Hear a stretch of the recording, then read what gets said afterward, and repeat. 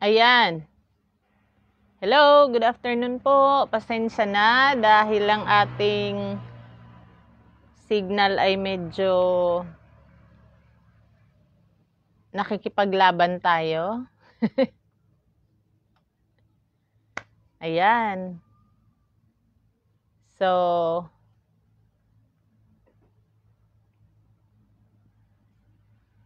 may sound lang ba ako? Naririnig lang ba?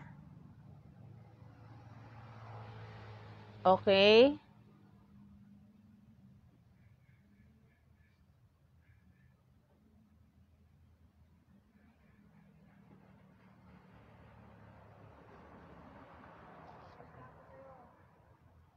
Ha?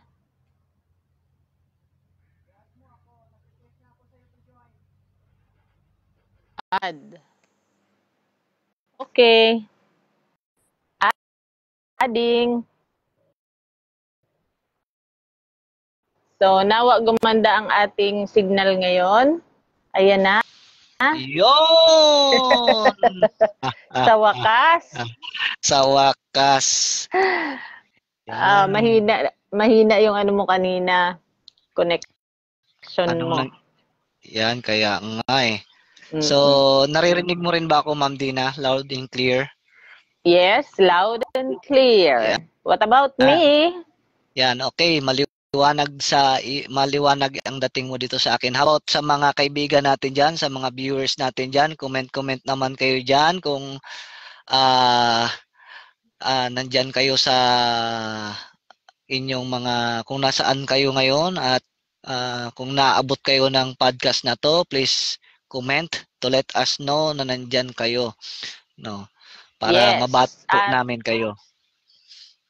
Makulimlim ang hapon pero hindi tayo papayag na hindi tayo makapag-live. Yes, Ma'am Dina, inom muna tayo ng juice. 2 linggo din tayong hindi nakapag-live, ano? So, nung nakaraang Sunday, yung ano ba yun? Nasa umattend tayo ng Espanyola. Itong Sunday na to, no? Nasa Espanyola tayo, pero nung other Sunday, nandoon tayo sa Puerto. Umattend tayo ng ating church anniversary sa Bible Believers Baptist Church sa may Regenio Avenue, ano? Yes. So nandoon tayo. So kaya salamat sa Panginoon at ngayon ay nakapag-live tayo at hoping na naabot natin yung ating mga kaibigan o yung mga naghintay sa atin. Shout out muna. Sige, Ma'am Dina. Shout out ka muna. Ayan. Hello and shout out kay Myra. Estudyante ko yan dati sa Dipnay. Hello Myra, thank you for watching. Kumusta ka na?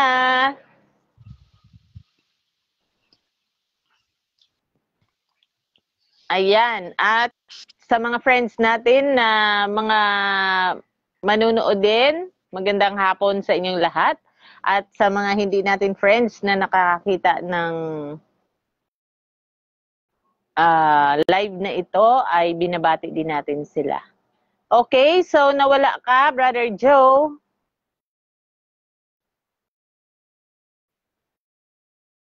Nawala ka. I-add kita uli.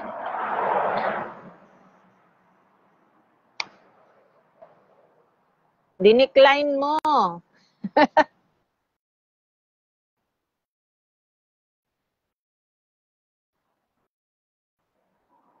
So, mahina talaga ang ating connection ngayon.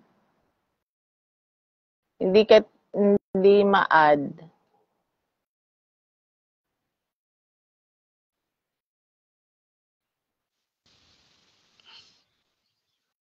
Ayan.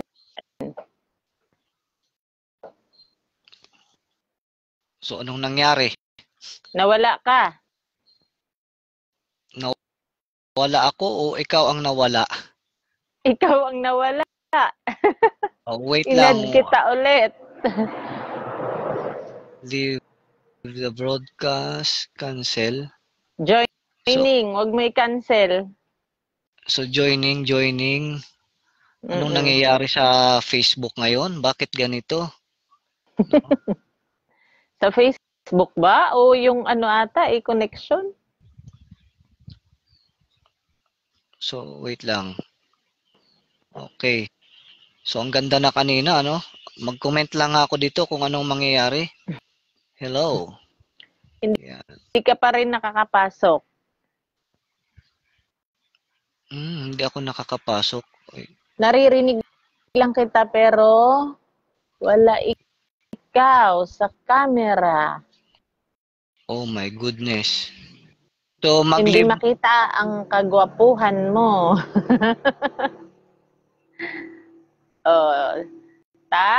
Wala na. Ay, sayang naman. Napakahina ng ating connection ngayon. So, sorry lang mga friends kung nagkakaroon tayo ng problem ngayon sa ating connection. Makulimlim po kasi dito sa amin. So, usually pag makulimlim dito, o di kaya umuulan, talagang struggle po ang ating internet connection. Kaya, i-try natin ulit. I-add natin si Brother Joe. Couldn't add. Guess this person was unable to join because of technical issues. Ayan, hindi ka na raw ma-add. Sayang.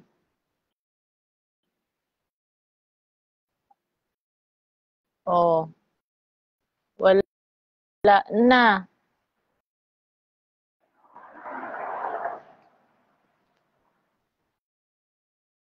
Bakit kaya ang hina pa rin?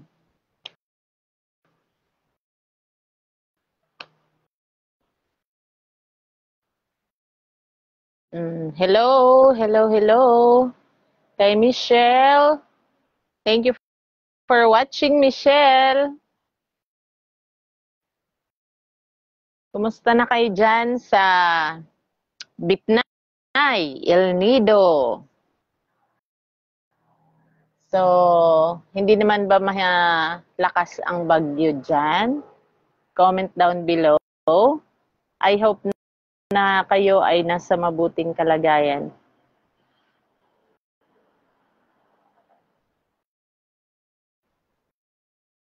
Okay. John.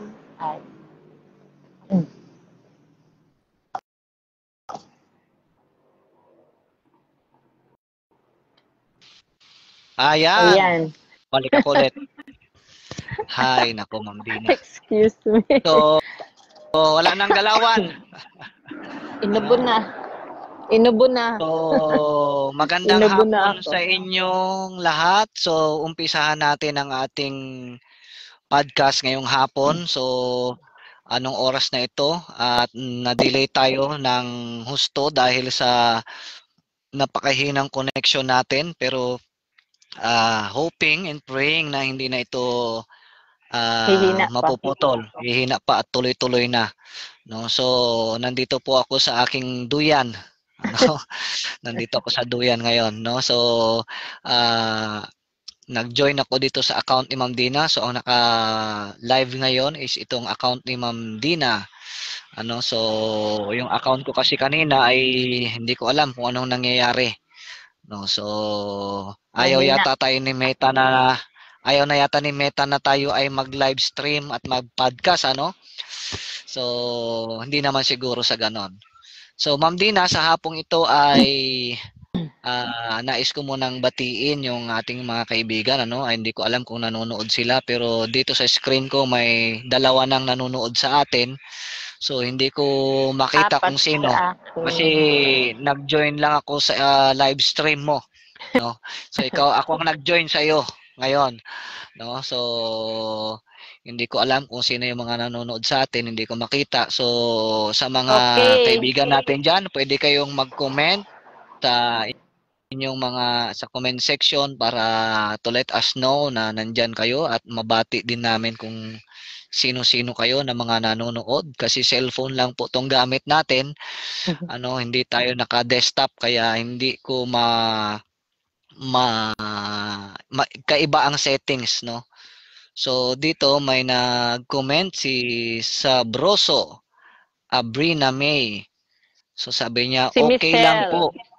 Si Michelle ba to? Okay lang po, ma'am. Medyo maulan. Okay, Ulan so po. kaya siguro tayo Kasi mahina, may no? Kaya bagyo. mahina ang signal. Kasi may bagyo at nakikita ko rin yung bundok dito. Madilim. Nakikita ko sa aking harapan ay medyo madilim. So, hoping hindi siya bumagsak matapos itong ating pag-uusapan. Ay kasi kung babagsak ang ulan, mababasa ako dito, no? Nandito ako sa labas. Okay, so Ma'am Dina, binabati ko lang yung ating mga kaibigan, yung ating si Sir Pido nanonood. Hello Shout Sir Pido. out kay Sir Pido. Kumusta po? Binabati ko rin si Brother Jimwell. Hindi ko alam kung naka-live kung nanonood siya sa atin. Siguro nagcha-charge ng cellphone yan dahil mamayang gabi 8 o'clock magla-live yan. So gabi-gabi si Brother Jimwell Miliano ay nagla-live. So kung may time po kayo ay mamayang gabi samahan nyo kami na manood. Sabay-sabay tayo din na manood ng kanyang live dahil napakaganda po yung kanyang sinishare sa kanyang Facebook live tungkol sa pag ito ay isang Bible study sa kanyang live. So binabati ko rin ang iba pa nating mga kasamahan dyan sa Puerto, si Brother Jeter, Jay Katagman. Hindi ko alam kung naka-online siya ngayon pero hoping na nandyan lang siya. Binabati ko rin si Brother Dwight Jasper, no? So yun po yung aking at yung mga iba pang kaibigan na nandyan lang na nasa kabilang nasa iba't ibang lugar, no, na naabot nitong ating podcast ay binabati ko kayo ng magandang araw po sa inyo. Shout out din kay Myra. Hello Myra, kumusta ka na? Ayan.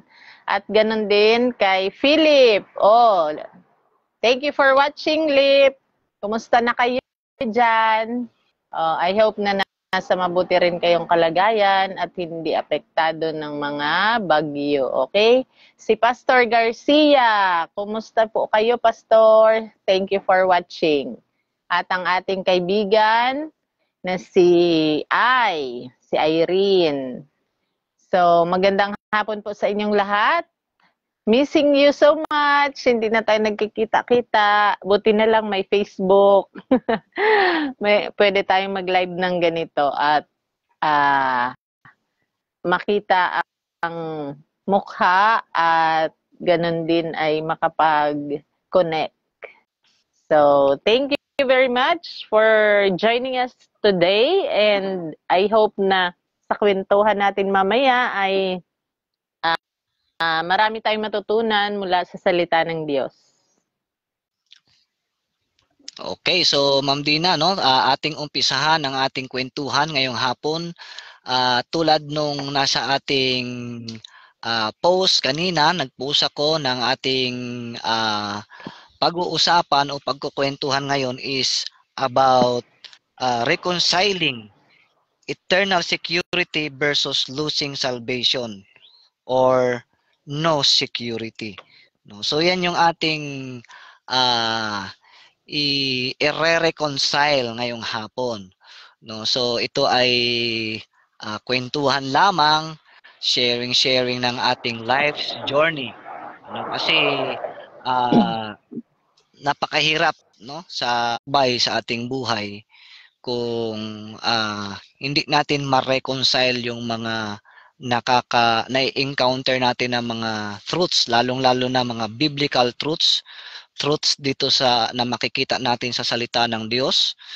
So kailangan ma-reconcile natin, no? So ano ba itong ano ba itong ating ire-reconcile ngayong hapon, no?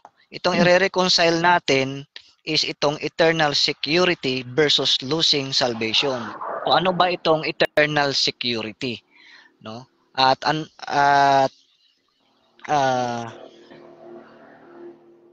ano ba ito? So, Ma'am Dina, tanungin muna kita, ano? Ano ba sa pagkakaintindi mo itong eternal security? Pag narinig mo itong eternal security, ano ba ang pumapasok sa isip mo kaagad? Okay, so isa lang ang pumapasok sa isip ko once na narinig ko ang mga salitang ito, eternal security, walang iba kundi ang katiyakan, 'di ba, ng kaligtasan. Kung saan ay pag sinabi nating eternal, walang hanggan. Security meaning tiyak na tiyak mo. Secure ka. Walang pagdududa, walang pag-aalinlangan. Okay, so thank you, ano? So bakit ba natin kailangan pag-usapan ito? So bakit po ba natin kailangan pag-usapan ang tungkol sa eternal security or no security at all? No, napakahalaga po na pag-usapan natin ito dahil itong usapin na po na ito ay napakatagal na panahon. Ano? At may dalawang grupo na talagang nagtatalo nagtatalo sa tungkol sa usaping ito, no? At malalaking grupo po 'yan ng tinatawag nating denomination or grupo ng mga pag sinabi kasi nating denomination o group of people 'yan na napakalaking organization po 'yan, ano, na nasa mundo natin, ano. So yung kabilang grupo ay naniniwala po sila na ang kaligtasan ay nawawala. At sa kabilang grupo naman, naniniwala sila na ang kaligtasan ay hindi nawawala. No? So, bawat grupo po na yan ay, pero doon sa kaligtasang hindi nawawala, ay nahati din yan, naging dalawa din yan. Kasi merong sa isang malaking grupo, ay nahati. Bakit po nahati? No? Ipaliwanag ko lang sa inyo. Kasi yung isang grupo na naniniwala na hindi nawawala ang kaligtasan, ang kanilang basis po na hindi nawawala dahil po sila ay pinili daw ng Diyos. No? Yung madyan natin laging naririnig yung word na predestined and sila ay pinili at predestinate. No? So yun yung kanilang basis na hindi nawawala ang salvation. So ang isang grupo naman, ang basis niya na kaya hindi nawawala dahil siya ay sealed by the Holy Spirit of promise. No? So yan po yung background ng ating usapin. At parehas naman ng mga grupo na yan, excuse me po, parehas po o lahat po ng grupo na yan na may mga pinangahawakan na mga scriptural references ay lahat naman yan ay nasa Bible, no? Nasa Bible po yung kanilang mga scriptural proof, no? At kanilang ipinaglalaban, no? So matagal na po na panahon yan na ipinaglalaban nila. Tulad ng sabi ko, sa kabilang grupo ay nawawala at sa kabilang grupo ay hindi nawawala. No, so mahabang talakayan, mahabang usapin. Ngunit ngayong hapon po ay titignan natin ano nga ba yung ating ano po ba yung amin, no? Aming mag-asawa. Aming natuklasan base sa aming pagsasaliksik, no? Kasi makikisalibak tayo sa kaguluhan ng dalawang grupo, no? Kasi hanggang ngayon po yan, Siyempre totoo hindi. po yan. 'Di ba? Ano ba yung term ng mundo ngayon? Or yung common, makikisawsaw sa usapin, no? Or makikisali ba tayo sa kanilang conflict na tinatawag? no? So siyempre po hindi, ayaw natin. Kaya nga ang title natin is reconciling, no? Reconciling, kasi napakahalaga po na ma-reconcile natin itong truths na ito. Kasi parehas po sila Parehong na truth. parehong truth makikita natin sa Bible. Kaya nga lang, anong gagawin natin? Kasi itong dalawang grupo po na ito, sabi nung isa, kami ang tama, no? Sino yung isa? Yung isa na ang paniniwala ay nawawala ang kaligtasan, ang sinisigaw nila, kami ang tama. Kayo yung may paniniwala na hindi nawawala ang kaligtasan, sila daw ang mali. So vice versa. So which is dati ako ay nandoon ako sa side, no? So nandoon po ako sa side na kung saan na ipinaglalaban ko na ang kaligtasan ay nawawala. So yun po ang katotohanan, no? Doon po ako galing. So ibinabahagi ko po sa inyo, binabahagi namin sa inyo ni Ma'am Dina yung yung gusto naming i-share sa inyo, yung journey namin kung papaano ba kami nagkaroon ng ano bang tawag doon, Ma'am Dina, ano yung term? Papaano kami nag-transition from that belief to this another belief. So of course, dahil dalawa lang 'yan, from losing salvation to eternal security, no? So yun po, yun po yung aming journey na nais po naming ikwento sa inyo, na nawa ay kapulutan nyo din ng yung aming experience at yung aming journey, kapulutan nyo ng aral.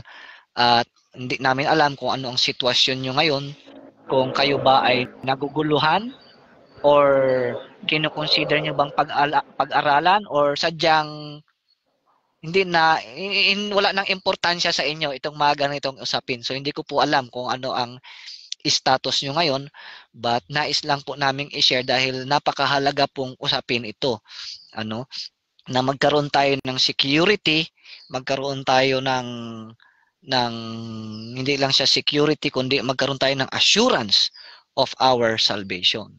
Ano.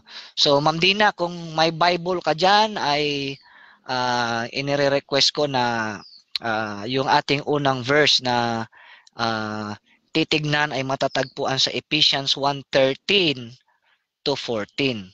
So paki-buklat mo, Ma'am Dina, kung nakita mo na diyan, no? Okay, bago ko basahin yung verse na yon, Brother Joe, may comment lang kasi dito na magandang ano to maganda yung tanong niya. Okay. Yan. Sabi niya, hindi ba ang eternal security is once you are saved, always saved? Sabi niya sa tanong niya. So, magandang katanungan ito kasi kadalasan doon sa binabanggit mong group kanina, ito kasi yung lagi nilang sinasabi. Na once they are saved, they are always saved. 'Di ba? Na kahit na gumawa pa sila ng kasalanan, ay saved pa rin sila. So, bago ko basahin yung Ephesians 1:13, na-recall lang sa isipan ko yung tungkol doon sa usapin na to, na na-share ko ito nung parang I think yung unang live natin, doon ko to na-share na yung kaibigan ko is nasa side siya ng once saved, always saved sa eternal security. At nung time na yon, college ako noon, nasa side ako ng losing salvation. So nag-end up kaming dalawa kasi pareho namang tama yung mga ano namin, yung mga verses na idinidefend namin sa isa't isa. Nauwi kami sa conclusion na sabi niya, paano pala kung kami ang tama? Sabi niya ganon. Sabi ko, paano rin kung kami ang tama? So, ngayon na nalaman ko na ang truth ng katotohanan, natatawa ako doon at isang napakalaking pasasalamat sa Panginoon sa akin na binigyan niya ng kaliwanagan ito sa akin. Kasi sabi ko, siguro nung mga time na yun na nakikita kami ng Panginoon na ganun yung usapan namin, nahahabag ang Diyos sa aming dalawa dahil pareho kaming walang alam kung ano ang totoo. Kung baga, pareho kaming walang final authority. Kasi siya, may mga verses siya na binibigay, which is alam ko rin yung mga verses na yon. Hanggang sa, dinaan na lang naming dalawa sa logic. At doon ko siya natalo sa logic. Sa reasoning. Na sinabi ko na, paano kung ikaw na mismo ang umalis? Sabi ko pang ganon. Ikaw na mismo yung lumundag sa kamay ng Diyos. May magagawa pa ba ang Diyos sa'yo? O grabing mga reasoning, di ba? Pero hindi yun ang katotohanan pala. So napakaganda ng Ephesians 1:13 kasi katulad ng tanong dito na hindi ba ang eternal security is once you are saved, always saved? O, kasi nga eternal, di ba? Yes. Ibig sabihin, yes, Ma'am Din. Dagdagan ko lang yan, no? Yung once saved, you are always saved. Technically, tama siya, no? Pero kasi yung grupo na nagpasikat, di ba? Wait lang ha. Sige, tuloy ka lang ha. Mag-excuse muna ako. Nagpasikat po ng once saved, always saved, or yung grupo na nagdala niyan ay yung basis po ng kanilang once saved, always saved is dahil po sila ay predestined at pinili ng Diyos para maligtas. No? So yun po yung basis nila. No? So yun po. No? So napakidalhan na pala ko tubig. Which is kung titignan po natin sa mga scriptures is mali po yung kanilang understanding, ano, kung tungkol doon sa sila ay dahil naligtas sila, dahil eternally secure na sila ay pinili at predestined ng Panginoon. So mamaya ma-share natin along the way kung bakit mali yung understanding nila, no? So may mga verses din po diyan na nagpapatunay na ang Diyos ay hindi niya niloob. So hindi ko lang na-note 'yun, no, kasi hindi 'yun yung pinaka main na verse na tatalakayin natin, pero kung di ako nagkakamali, nandiyan yan sa Timothy na hindi niloob ng Diyos na may isang kaluluwang mapapahamak, no? At ang kalooban ng Diyos ay para sa lahat, for repentance, sabi sa Peter, ano. So may mga verse na mababasa tayong ganun, at so iyon ang i-reconcile natin, ano. At papangalanan ko na, Ma'am Dina, no, yung paniniwala na once saved, always saved, ang theologian po na nagpasikat niyan ay si John Calvin, no. So si John Calvin, ang mga na-impluwensyahan niya yan yung mga fundamental Baptist, no. So we have nothing against sa kanila dahil yun po yung naabot nila na karunungan, yun ang naabot nilang kaalaman. At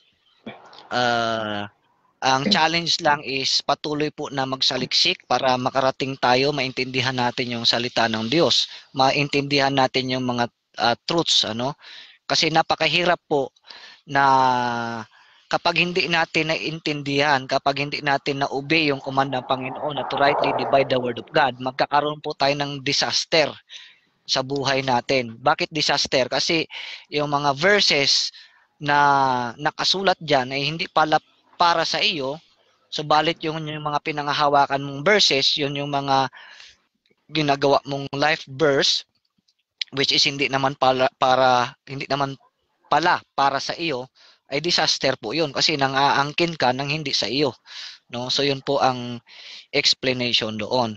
So Ma'am Dina, para hindi tayo magtagal ay basahin mo na yung Ephesians. So yung mga question po ninyo ay i-reserve nyo lang po muna, or pwede nyo pong i-type dyan sa comment section para mabasa ni Ma'am Dina, at habang pinag-uusapan natin itong tungkol dito sa once saved, always save or itong eternal security ay ma-consider natin yung mga question nyo dyan at malaking tulong po yan upang mas higit nating matalakay at mapag-usapan itong tungkol sa eternal security. So let's go, Ma'am Dina, kindly read it, Ephesians chapter 1 verse 13 to 14. Okay, so ang Ephesians po ay walang iba kundi ang sulat ni Apostle Paul na dito ay ni-reveal niya sa Ephesians 1:13 that a person's eternal destiny is settled at the moment of salvation. So napakaliwanag po ng Ephesians 1:13, nagpapahayag ito na ang kaligtasan ng isang tao na naniwala at nanampalataya sa kanyang gospel of salvation ay na-settled na the moment na nakamit niya ang kaligtasan. So, babasahin ko po yung Ephesians 1:13. Sabi niya dito, "In whom ye also trusted, after that ye heard the word of truth, the gospel of your salvation, in whom also, after that ye believe, ye were sealed with that Holy Spirit of promise." So, yung salita po dito na ye were sealed with that Holy Spirit of promise, ito po ang nagpapatunay na the moment na ang isang believer ay na-save, nakamtan na po niya ang tinatawag natin na eternal security or eternal destiny. Binigyan na siya ng Diyos ng selyo na kung saan ay nagbigay sa kanya ng katiyakan ng kanyang kaligtasan. Okay, may masasabi ka ba doon, Brother Joe? Wait lang, no, hinahanap ko yung aking notes dito at nawala. Sige lang, ituloy mo lang muna, Ma'am Dina. Okay. So, kaya doon sa katanungan kanina na once saved, always saved is totoo yun.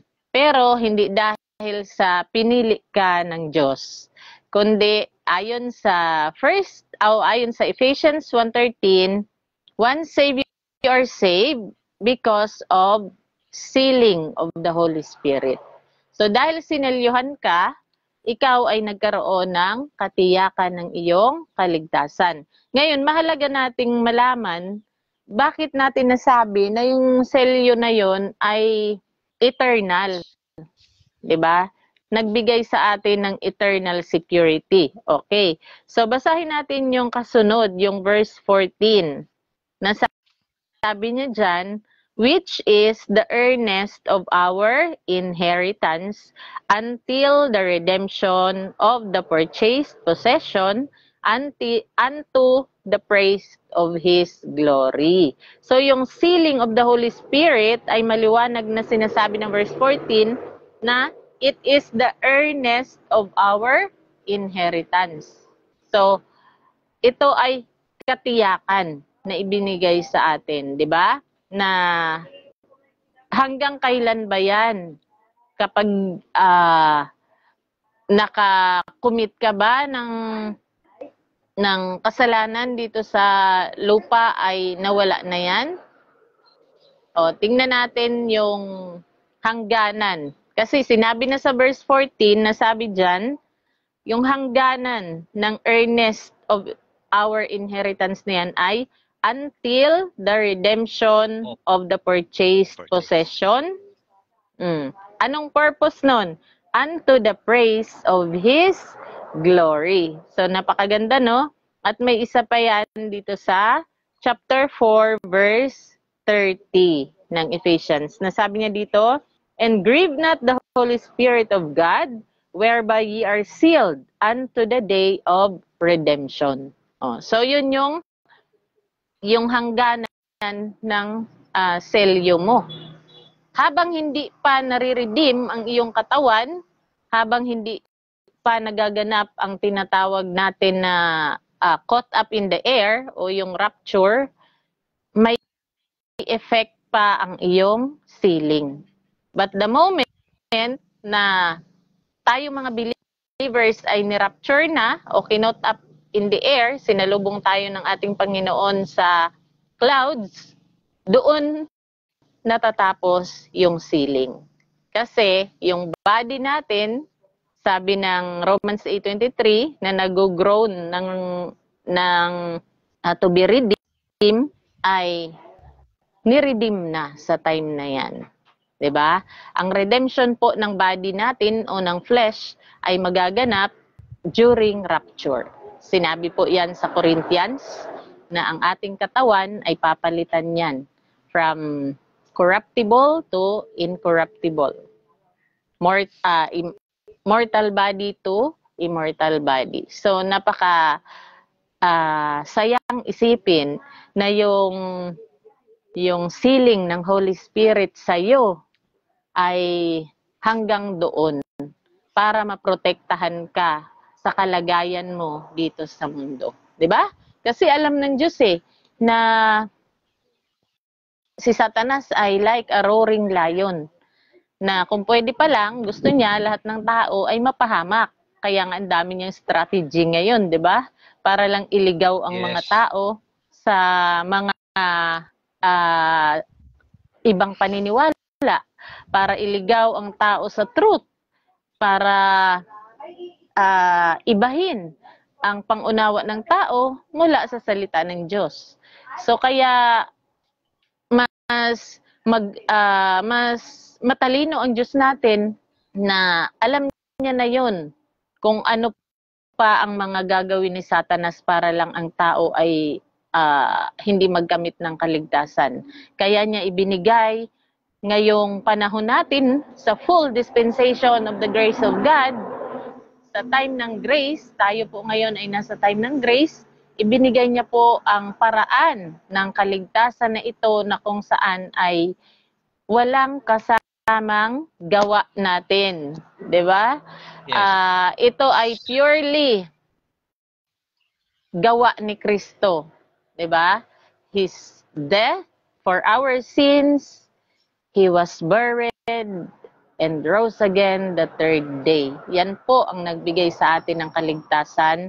Kaya tayo sinilyuhan ng Holy Spirit of promise. Hindi po yan dahil sa mabubuting gawa natin. Hindi po yan dahil sa sarili nating kabanalan. Kaya nakamit natin ang sealing of the Holy Spirit. Kundi yan po ay lahat yan, galing yan sa ating Panginoong Jesus. So maputol muna kita dyan, Ma'am Dins, ano? So nabanggit mo na rin yung death, burial, and resurrection ni Jesus Christ. So dito sa ating verse 13, na sabi niya, ulitin ko lang po ang basa, no? In whom ye also trusted after that ye heard the word of truth, the gospel of your salvation. Yes. So pagkatapos mong marinig, pagkatapos mong magtiwala, pagkatapos mong mag-believe sa gospel of your salvation, sinilyuhan ka. So ang tanong, ano ba yung gospel? Ano ba yung gospel? Kasi sa ngayon po, napakaraming tawag nito, napakaraming katuruan tungkol sa gospel, no? So kumbaga, ano ba yung gospel of your salvation? So, hindi na po tayo magpaligoy-ligoy, no? Ang gospel of your salvation, yan po yung itinuro sa atin ni Apostle Paul na matatagpuan sa 1 Corinthians chapter 14, chapter 15, verse 1 to 4. No? So, yung gospel na yan po yung itinuturo ni Apostle Paul na gospel, na ebanghelyo. No, ano po yung gospel? Sabi niya diyan is believe, sabi niya sa verse 3, how that Christ died for our sins according to the scripture, was buried and rose again the third day according to the scriptures. So yan po yung gospel, yan po yung content ng gospel na kailangan mong i-believe. Paniwalaan mo. At pagtiwalaan. So paano maniniwala, ito paano? Kasi kumbaga ngayon, maraming nagsasabi, o ito yung para maligtas ka, kailangan mong i-accept, tanggapin si Kristo. So wala po tayong mabasa na tayo ang tatanggap kay Kristo. Wala po tayong mabasa ang ganyan, no? Na katuruan, no? Na ang sabi ay tanggapin mo si Kristo. So dahil nag-quote sila ng verse sa Revelation na may kumakatok sa puso mo, papasukin mo si Kristo sa puso mo at manalangin ka ng magsisi ka sa iyong mga kasalanan, di ba? At yun yung mga common na sinasabi nila sa atin. Actually nga, kahit hindi ka mag-pray, mag-believe ka lang sa utak mo, sa mind mo, masisave ka. No? Kasi ang prayer po ay isang act, isang gawa. Bumabagsak siya sa gawa. No? Kasi may narinig ako na gumamit ng, kumbaga ito ay kumbaga isang example, no, ng isa, kung may motor, lahat tayo naman dito may motor, ano, ako lang wala, no, nabenta ko na yung motor ko, ano, no. Sa motor, ang motor po ay may makina at may tambutso, no. So kung ano man nangyayari sa loob ng makina, yung pagsunog ng gasolina doon sa tambutso lumalabas yan. Diba? So ano pong ibig kong sabihin doon, no? Ang ibig sabihin po doon is ang prayer po ay nahalin tulad po, kumbaga dito sa buhay, dito sa atin, sa ating kung ano yung laman ng puso natin, yun yung sinasabi natin, 'di ba? Pero pagdating dito sa salvation, ano, ang kailangan lang po natin is mag-believe, no? Pwede kang mag-believe na hindi ka nag-pray, no? Parang radical po ang dating, ano, pero yun po yung ating nabasa, yun po ang sinabi, believe, no? So paniwalaan mong na si Kristo ay namatay para sa iyong kasalanan, inilibing at muling nabuhay. So importante po yung tatlong truths na yon na iyong paniniwalaan. Kasi napakarami po sa panahon ngayon, naniwala silang may Kristo, pero hindi sila naniwalang si Kristo ay namatay. Hindi rin sila naniwala na si Kristo ay muling nabuhay. No? So yun po yung gospel, na kailangan yung gospel ay alam mo kung ano yung content, ano yung nilalaman ng gospel na pinaniwalaan mo. So dahil ang sabi ni Paul, believe, yun lang po ang iyong i-believe. So wala nang maraming paligoy-ligoy pa, ano? At yan po yung nakasulat kay Paul. Pero hindi po natin i-deny na mayroon po tayong mababasa sa ibang libro, lalo na po dyan sa mga Matthew, Mark, Luke, and John, na sinasabi dyan na repent and be baptized for the kingdom of God is at hand. So ibang gospel din po 'yon, ano? 'Yun ang tinatawag nating kingdom gospel, no? So at hindi lang kingdom, mayroon pang everlasting gospel. So mahabang pag-aaral 'yan, ano? Kaya nga po lagi nating sinasabi na itong gospel na itinuturo ni Apostle Paul para sa panahon natin, ito po yung gospel na para sa panahon ngayon, no? Kaya nga po napakahirap na aangkin ka ng gospel na hindi naman para sa iyo. So ganun po, ano? So let's continue po, ano, sa ating pinag-uusapan. So tulad ng sabi ni Ma'am Dina kanina, so ulitin ko lang, nabanggit niya rin ito, the Apostle Paul's epistle revealed that a person's eternal destiny is settled at the moment of salvation. Even the believer unfortunately backslides. The promises of eternal security assures him of an eternal home in heaven. Eternal home in heaven. So paano nangyari 'yon? Ano? matindi ito, di ba? Bakit matindi? Kasi sabi niya, kahit na nag-backslide, ano ba ang backslide? No? Ano ba ang backslide?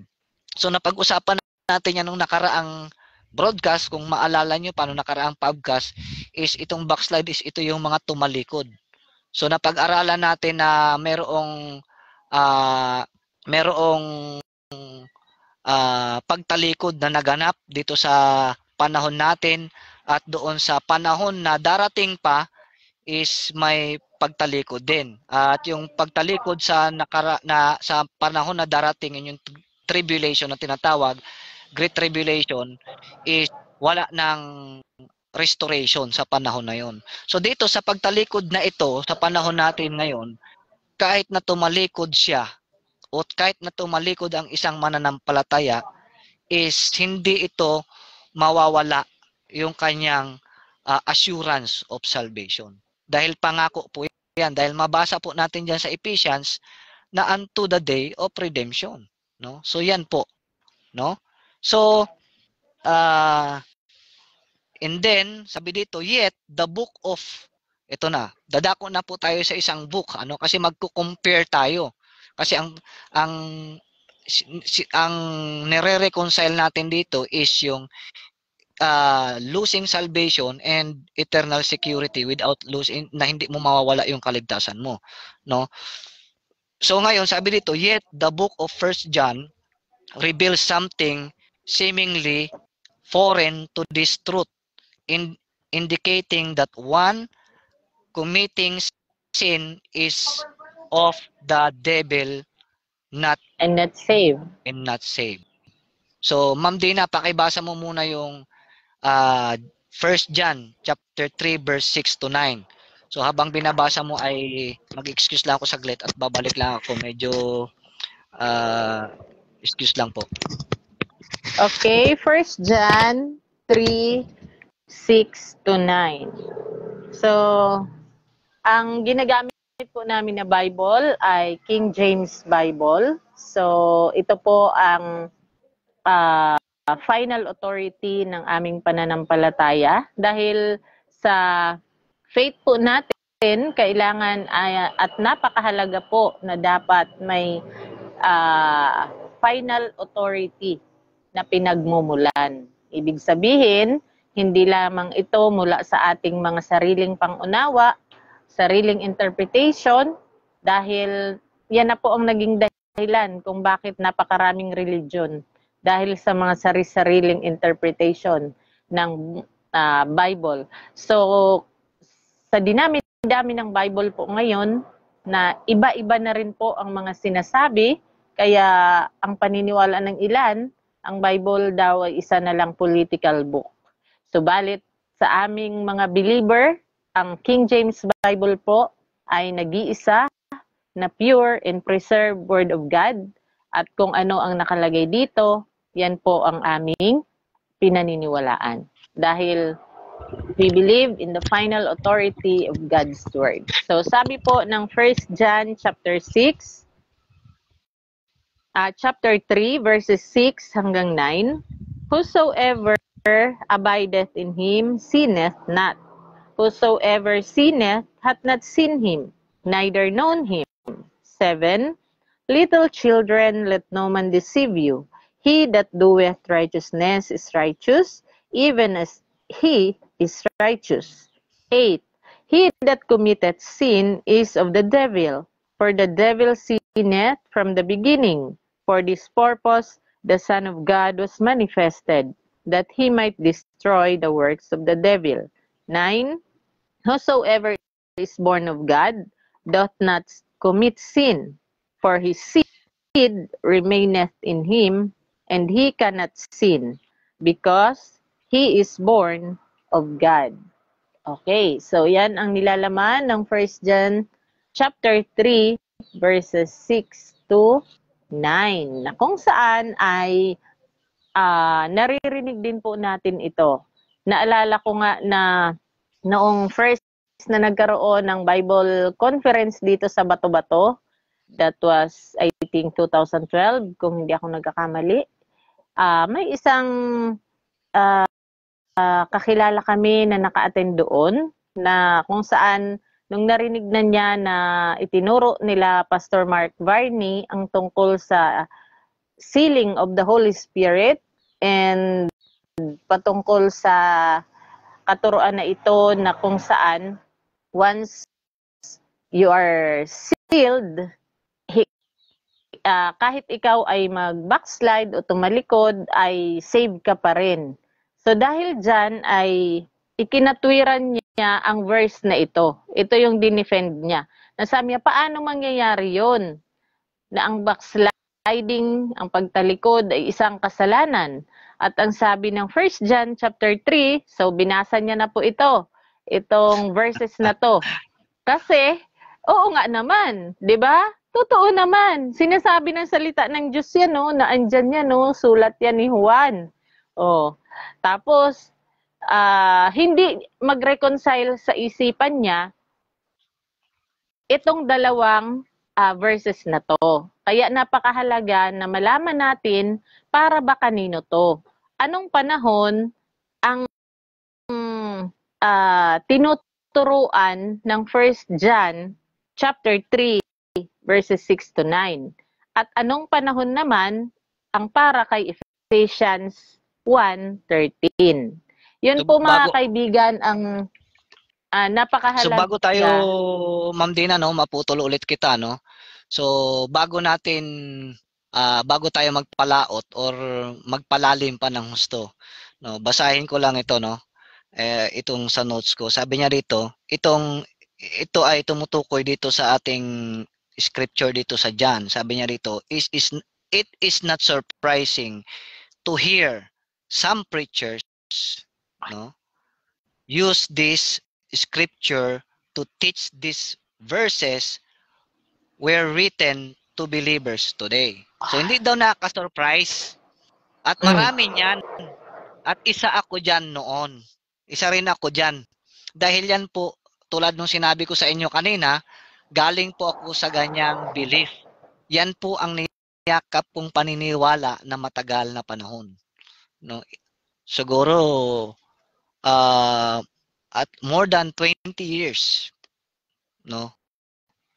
From 1 year old. Kasi bata pa lang ako, sabi ko nga, pastor ng tatay ko, no, nagkaroon ako ng muwang 7 years old above or kahit na nung bata pa na ituro na sa akin yan. Kaya nga ang laging panakot sa akin noon, ang panakot sa akin ay, sige ka, pupunta ka sa impyerno. No? So lagi nyo na ano, kasi kahit na save ka na, makagawa ka lang ng isang kasalanan, pupunta ka sa impyerno. Di ba? Ewan ko kung naranasan din ba ninyo yan sa inyong mga magulang or sa inyong mga kasamahan sa church or mga pastor, 'di ba? Kasi ako danas ko 'yan. Ewan ko kay Sister Dina, no. Yan ang laging naririnig ko noon na huwag kang mangupit ng pera, huwag kang gumawa ng kasalanan kahit na isang kasalanan dahil kung gagawa ka, pupunta ka sa impyerno or may iwan ka sa araw ng rapture, sa day of rapture. So kahit na ako ay saved, yes, yan po ang itinuro sa akin, no? At ang kilalang grupo, ang kilalang mga theologian na nasa ganyang belief ay yung Wesleyan Arminian theology, mga Arminians, no? Kaya nga nag-aaway yan hanggang ngayon 'di ba? Nag-aaway, nagbabalitaktakan, nagtatalo, nagdidebate yung Arminian at saka mga Calvinist. Kasi ang tinatayuan ng Calvinist, hindi, save na kami, pinili kami, chosen kami. No? Kami ang pinili. Oh. So, inangkin nila na chosen daw sila at predestinate sila. Diba? Ay di, makakasabi na lang yung iba, sana all pinili. Diba? Ganon, diba? Yun ang katotohanan. So, ulitin ko, no? Na kung saan ay itong tawag nito, itong grupong ito, no? Actually, dalawa sila, mali. Kasi itong grupo ni Calvin, 'di ba? Ang basis niya ng eternal security is dahil pinili siya. No, ito namang isang grupo, walang eternal security kasi kahit na save ka na, malulus mo pa rin yung salvation mo. Kaya nga ito yung paborito nilang pang pang pang counter na verse sa mga naniniwala na ang kaligtasan ay hindi nawawala, no? Ano May yung isa pa, pang counter na yung Hebrews. Pang-counter oh. din nila yung Hebrews. Pero Kasi mas mabigat ito kasi na bagay. yun ganun lang ang salita, pero ito anong 'di ba mas matindi ito kaya nga Anak ng Diablo. Anak ng Diablo. Ito yung ginagamit nila ng mga preachers even today. At marami niyan sa panahon ngayon, no? Iba-ibang grupo, nandiyan yung mga Wesleyan, nandiyan yung mga Nazarene, no? Pasensya na kayo kung nabanggit ko kayo kasi kailangan lang natin i-mark. No? Si Paul mismo nagsabi, mark them. Markahan nyo sila, no? Para ma-expose yung katotohanan, we have nothing against these groups. Dahil yun yung kanilang natutunan din. Pero I challenge you guys na magsaliksik pa kayo. No, huwag kayong huminto sa pagsasaliksik ng katotohanan because kumbaga habang nagsasaliksik kayo ay magmo-multiply po yung ating understanding. So promise po ng Bible 'yan, no? Dahil anong sabi ng salita ng Panginoon, 'di ba? Na hindi ka pwedeng magdagdag, hindi ka pwedeng magbawas, but ikaw ay mag-rightly divide, no? I-rightly divide mo yung word of truth. Rightly dividing. Ito yung ginagawa natin ngayon kasi nira-rightly divide natin kasi parehas nandito sa Bible. So parehas itong truth. Anong sabi sa 2 Timothy 3:16? All scripture is given by inspiration. No? It is useful ba? Anong nakalagay doon? Ano yung eksakto? Pakibasa mo nga, Ma'am Dins. No? Okay. So basahin mo lang para clear. Hindi ko ma-misquote yung wordings. No? Okay. 2:15. Sabi niya. No, 3:16. 3:16. 2 Timothy 3:16. 3:16. All scripture is given by inspiration of God and is profitable for doctrine, for reproof, for correction, for instruction in righteousness. So, inuna doctrine. So, profitable. Tama yung word, profit? Yes. Kapaki-pakinabang. Pag narinig mo yung profit, hindi ka ba masaya? O, diba? Masaya ka. Kasi yung profit, pag sinabi mong profit, yung unang pumapasok natin sa ulo natin, pag ikaw ay negosyante, ay siyempre profit, kita agad yan.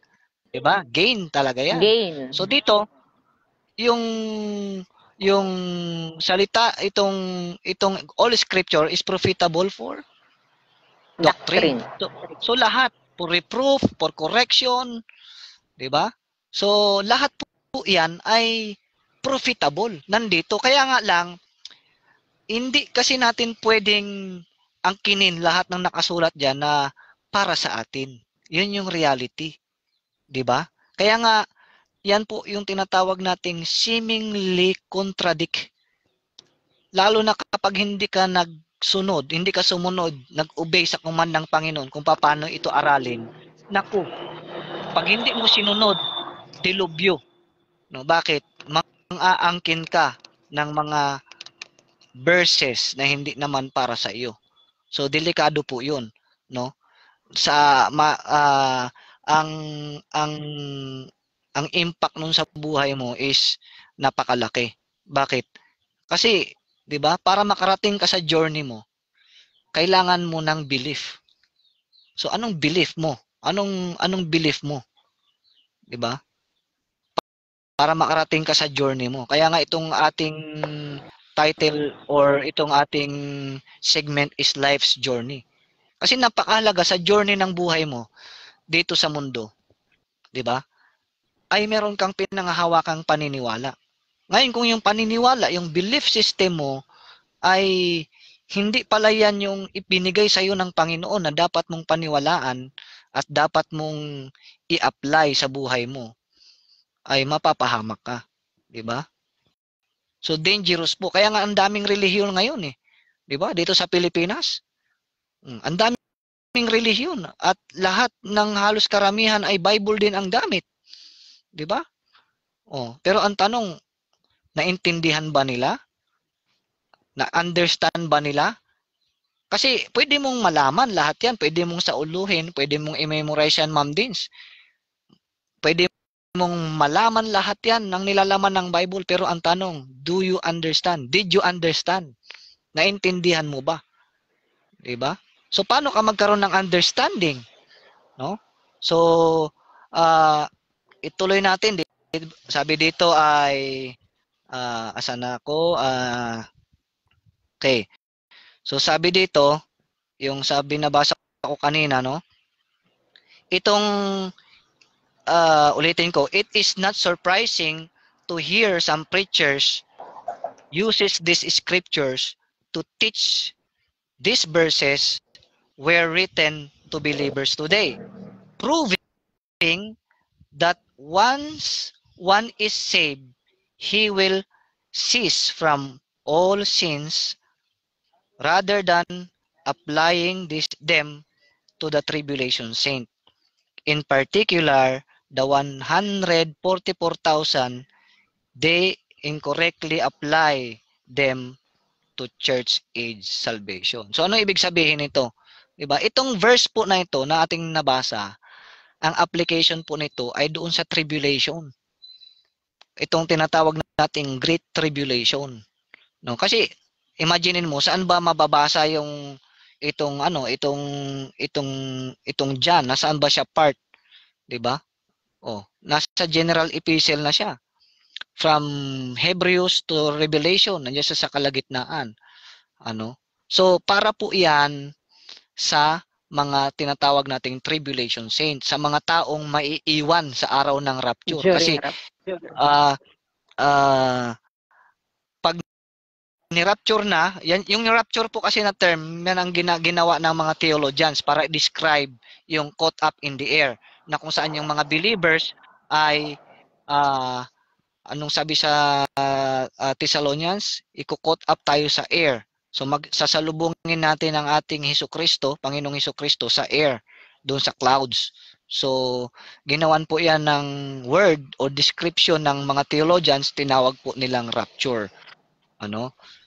So, during that event sa rapture, dito naman sa lupa, nagkakaroon ng 7 years Great Tribulation. Okay? So, yan po ang event. Ano? So,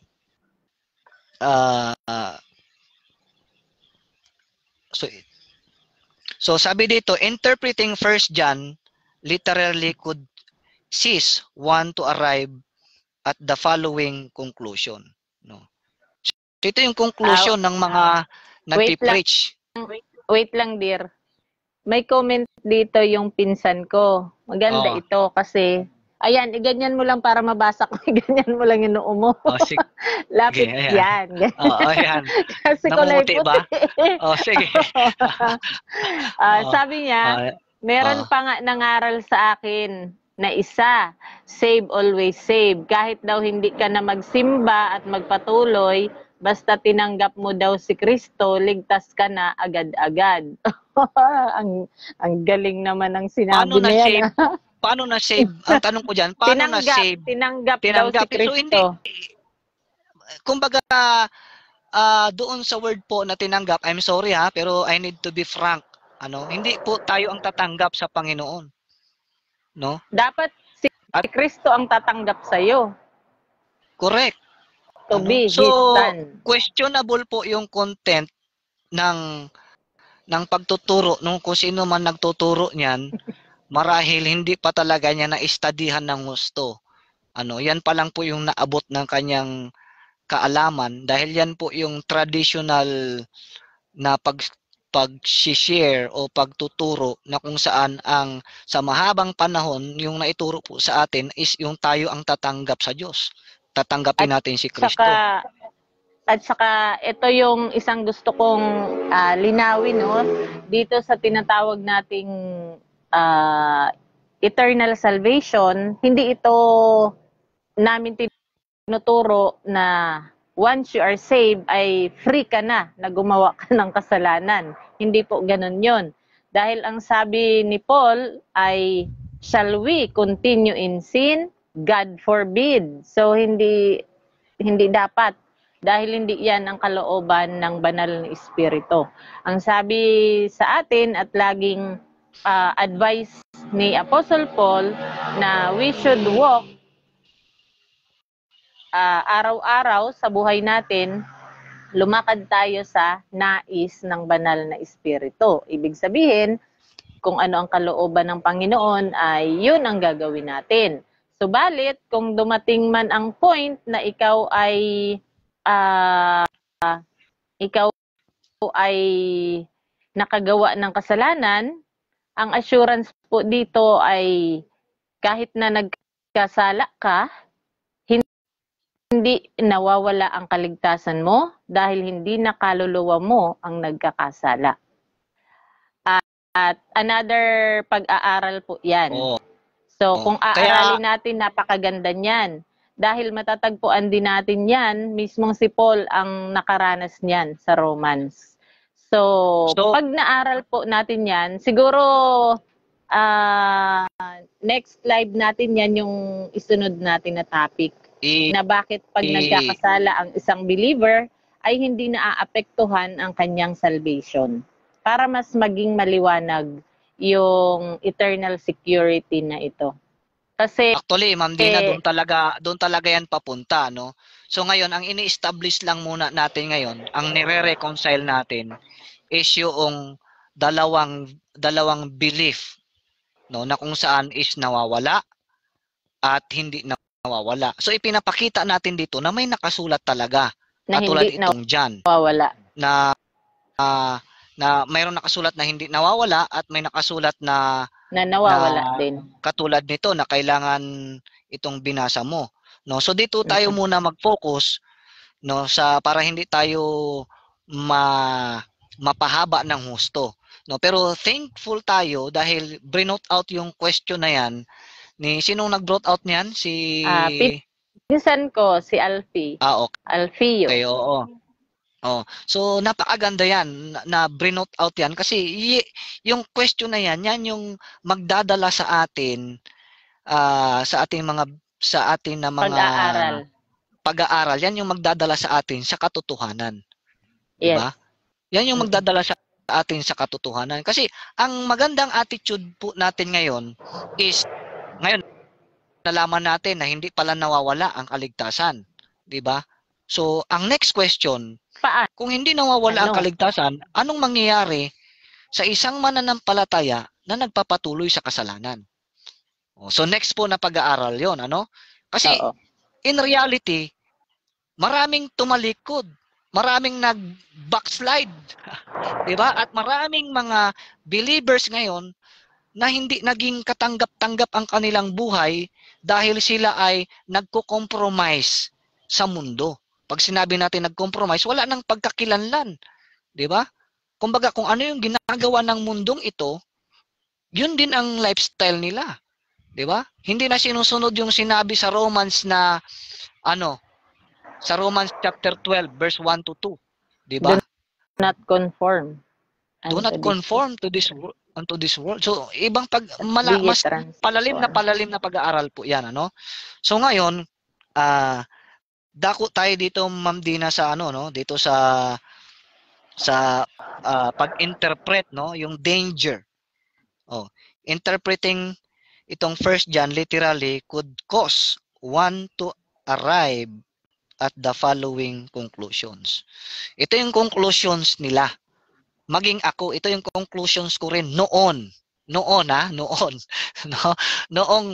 hindi pa ako nag-change ng isip ko, no? Nag-change from one belief to another. So ngayon, iniwan ko na po itong paniniwala na ito. Itong paniniwala na nawawala ang kaligtasan.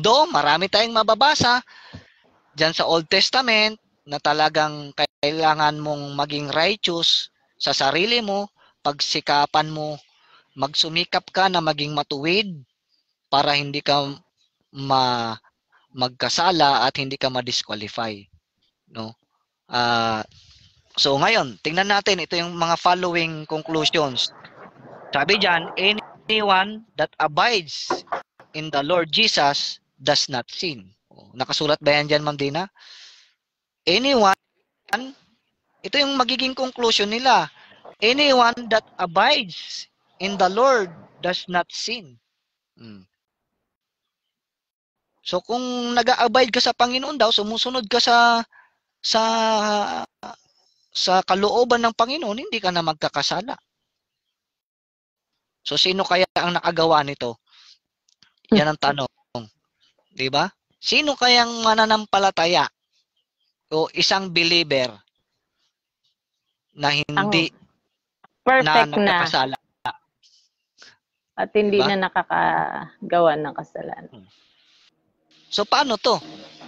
Hindi, ang daming paulit-ulit, ang daming back to zero. 'Di ba? Or daming pabalik-balik ng altar. Or naka-fix na sa isip mo na hindi ka na nagkakasala. Mahirap na 'yun pag gano'n. Ha? Oh. Hanggang maging self-righteous na lang. O ito pa, basahin ko pa. So ano pa ang isang conclusion? Anyone that commits sin has not seen him and does not know him. Oh, 'di ba? 'Yun ang magiging conclusion sa verse na ito. 'Di ba? Kung ang anyone daw that does not saan ako? Anyone that commits sin has not seen him. So ang tanong, sino ba ngayon ang hindi nakakommit ng sin kahit na ikaw ay ligtas na? Meron ba? 'Di ba? Oh. Yun ang tanong. Ito pa yung isang conclusion, Ma'am Dina, no? Anyone that commits sin, itong matindi, is of the devil. Yan nga ang sinasabi ng 1 John. Kaya yan ang magiging conclusion nila. Dahil inaangkin din nila ang 1 John. So, chapter 3, verses diba? 6 to 9. Pinaniwalaan mo. Dahil si Apostle Paul, yung apostle natin, ito yung verse na para sa atin, yung Ephesians, yung application niyan ay para sa ating panahon. Tapos itong sa John ay aangkinin mo na para sa panahon ngayon. Paano mo isosolve ngayon? Matapos kang masilyuhan ng Holy Spirit hanggang sa araw ng katubusan, tapos nakakumit ka ng sin, sa devil ka na agad. Actually, Brother Joe, dahil pareho tayo nang galing sa teaching na tinuro ni Arminius na kung saan ay nakafocus sa Lordship Salvation at tinuruan din tayo noon na may second work of grace, kaya kailangan mong magpakabanal. Ligtas ka na daw kasi pero hindi pa yun kompleto. Kailangan mo pang magpakabanal. Kaya dumarating sa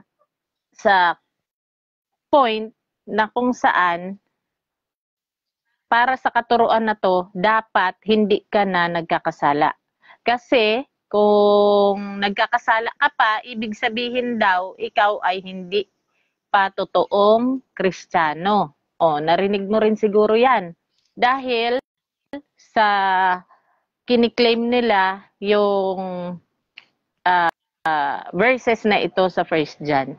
Kaya dahil dyan, ay napaisip ako noon, nung nasa ganyang belief ako, nasabi ko, ano pala ang kahalagahan o ang essence ng salvation na tinanggap ko. Kung sa isang pagkakasala ko lang ay mapupunta rin ako ulit sa impyerno. O di sabi ko, wala rin pala akong kaibahan doon sa mga hindi saved. Tama? Tama. Dahil yung yung kaligtasan na tinanggap ko ay mawawala din once na ako ay nagkasala. Dahil nga sa katuruan na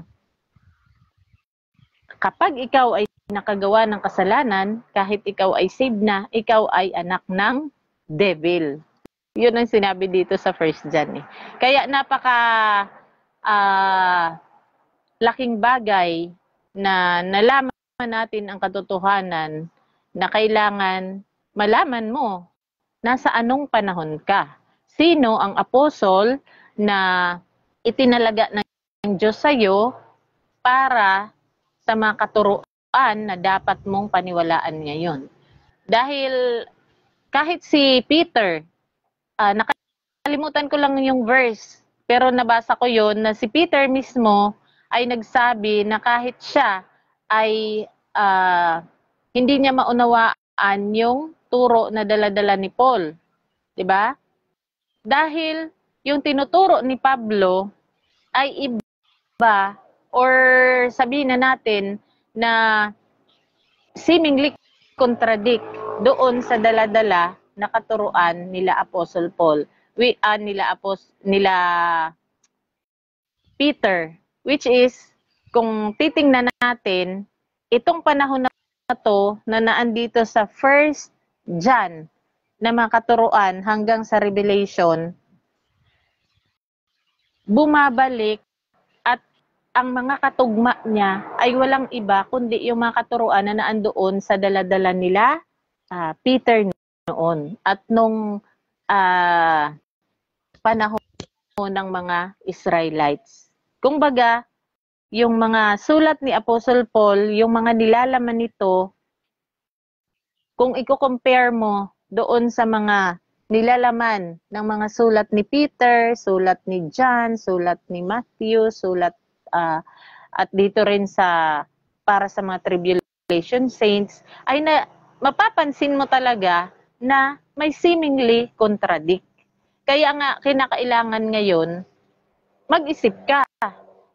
Nasa ang panahon ako, 'di ba? Correct.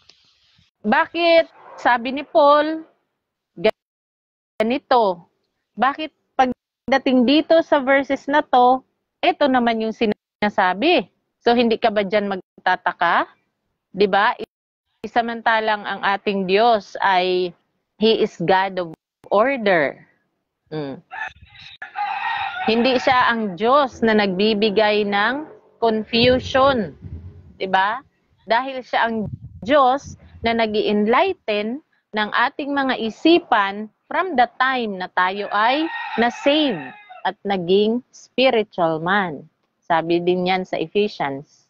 So kaya ang challenge ko ngayon sa mga kaibigan natin na kung sila ay nasa paniniwala ngayon ng Arminian theology ay magpatuloy pa sila na magbasa, magsaliksik, mag-aral. Dahil lalo na sa time natin ngayon, expose na po ang teachings ng right division. Unlike noon. Actually, nung first time kong nalaman ang katuruan tungkol sa right division, ang ininject pa ni Satan na sa isip ko ay, kung ito ang totoo, bakit ngayon lang to? Bakit hindi agad dumating noon pa? Pero naisip ko rin, sabi ko, hindi na mahalaga kung kailan pa natuklasan, nalaman o ano. Ang mahalaga, narinig ko ngayon. Ang mahalaga, na ipaabot sa akin ngayon, at ang ibig sabihin nun, ipinahintulot ng Diyos, ipinakita niya sa iyo ang truth. Kaya, wag mo na itong tanggihan pa. Wag mo na itong ipagbaliwala pa. Kasi ang nakakatakot doon,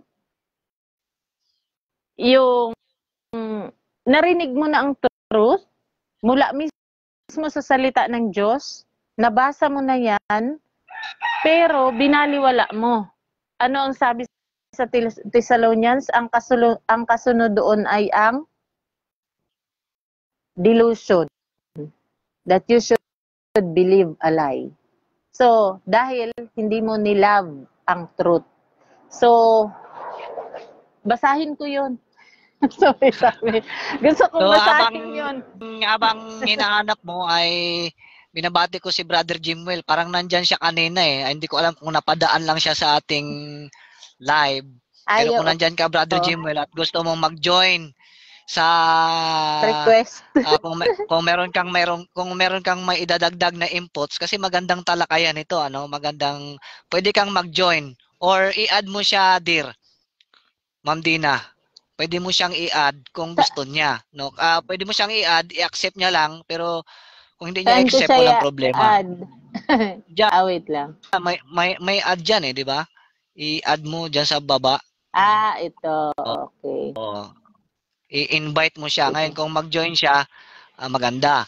Ano, para tatlo tayong nagkukwentuhan dito, para ang kulang na lang kape. Ay, Ano? ano daw? May technical issues sa kanya, hindi unable to join because of technical issues. Baka mahina yung yung Signal niya. connection din. Okay. Mm-mm. Sige, so habang hinahanap mo yon, yung verse na yon na delusion ang kasunod kapag Sa hindi mo tinanggap. Thessalonians. Okay, so idagdag ko lang itong conclusion, no. May dalawa pa ako dito na nakalista eh. Na conclusion dito sa ng mga preachers na nagtuturo ngayon ng itong first John na ito na Sige, wait lang. apply sa atin. So ang conclusion pa dito sabi, anyone born of God does not commit sin. Oh. So totoo 'yan. Pero sa anong panahon po 'yan? Kaya nga sinasabi natin kanina na sa panahon itong first John ay na-apply po ito sa panahon ng Great Tribulation, no?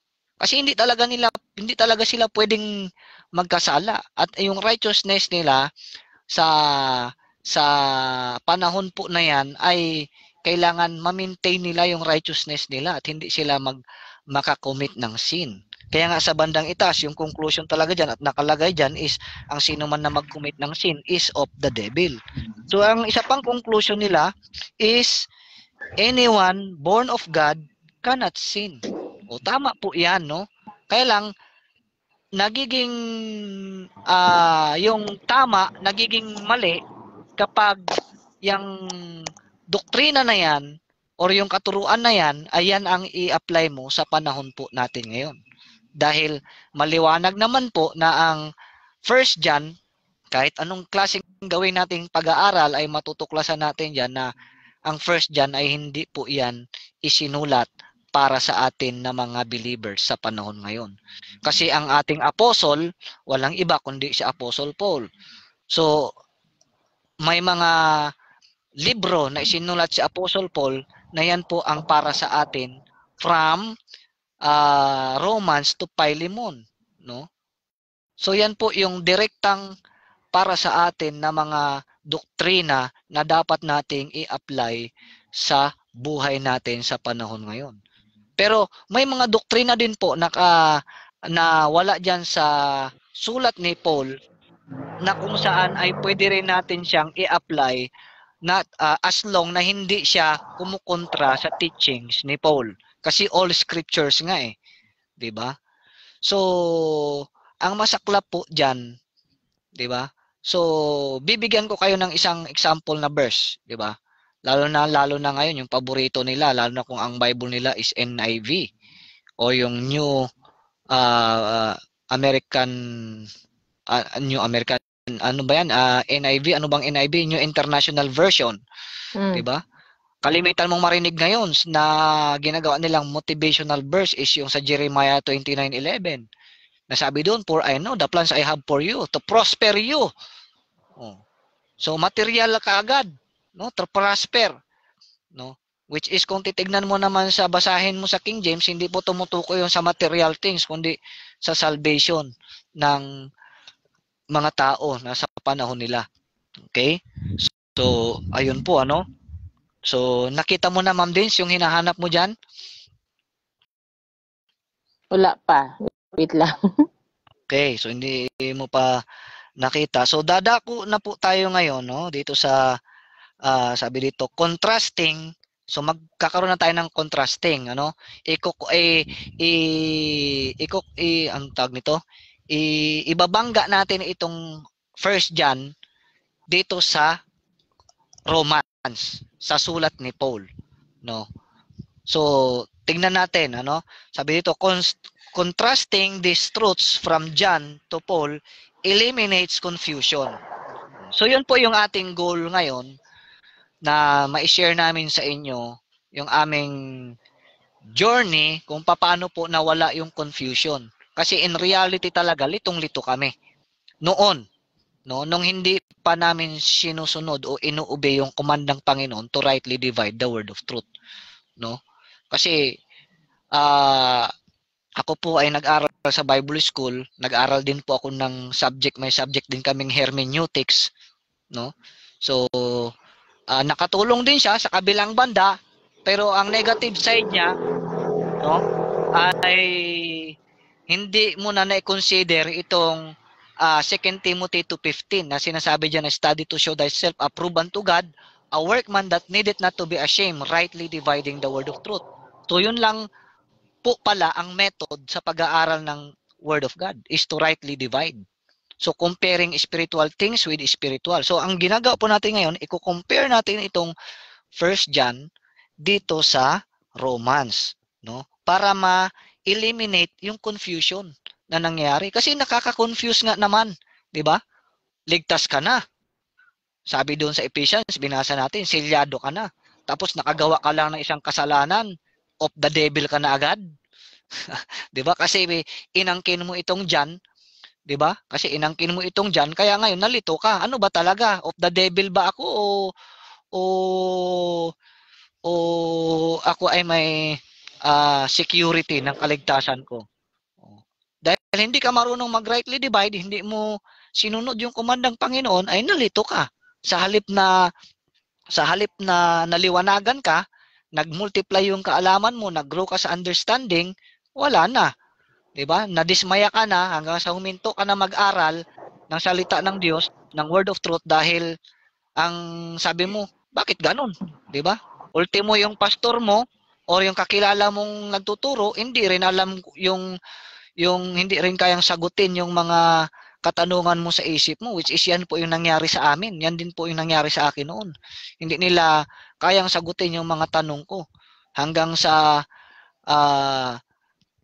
dahil sa kakasaliksik ko, nagpray ako sa Panginoon na bigyan ako dalahin ako sa tamang pag-aaral hanggang sa nasumpungan ko rin yung mga like-minded, yung mga kaparehas ko ng pag-iisip, parehas ko na gustong malaman ang katotohanan. So, napabilang din ako sa grupo ng mga Bible believers. Kasi yung grupo ng Bible believers, ito yung mga grupo na talagang sumusunod sa tamang paraan ng pag-aaral. No? So, ano Ma'am Dins, nakita mo na yung verse bago tayo pumunta sa Romans? Yes. Sige. Nakita ko Ituloy na. mo yung sinasabi mo kanina. Okay, ito nga yung gusto kong anong tawag dito, maunawaan ng mga kaibigan, mga relatives natin at mga nanonood sa atin na kaya natin sinishare ito kasi sinasamantala natin, sabi nga dito, redeeming the time because the time is evil. Na yung panahon kasi natin ngayon, habang may time pa tayo na mag-aral ng salita ng Diyos, gawin na natin para mapunta tayo sa katotohanan. Kasi naniniwala naman ako na kapag nagsisik tayo ng truth, ibibigay ng Panginoon yan sa atin ang truth. Tama?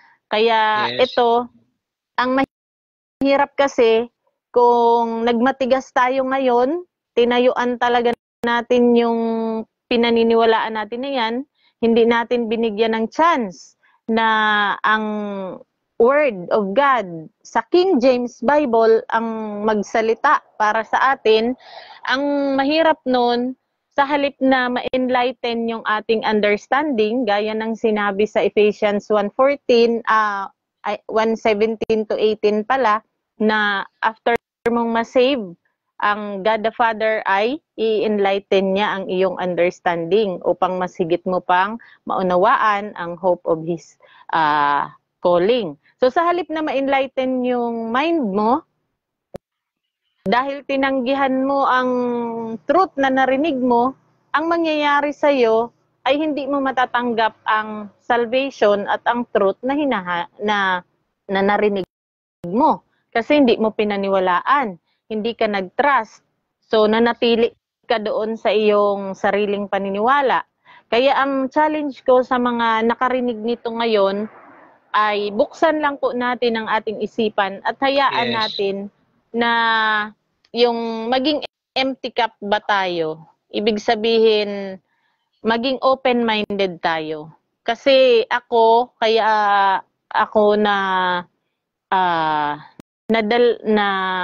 mulat sa katotohanan na to dahil nung nagsalita na